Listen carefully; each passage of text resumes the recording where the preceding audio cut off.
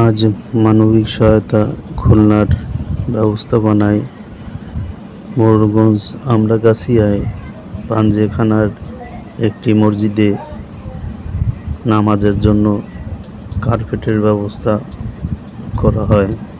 মানবিক সহায়তা খুলনা সহ বিভিন্ন অঞ্চলের সামাজিক কর্মকাণ্ডে একটি নিয়োজিত প্রতিষ্ঠান।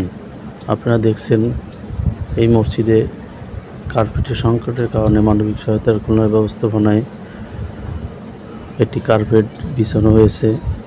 যে এরকম বিভিন্ন মসজিদ, মাদ্রাসা, মানবিক সহায়তার নেতৃবৃন্দ বিভিন্ন কর্মকাণ্ড করে থাকে। মসজিদ নির্মাণের কাজ, মসজিদের আনুষঙ্গিক বিভিন্ন ধরনের সহযোগিতা করে থাকে।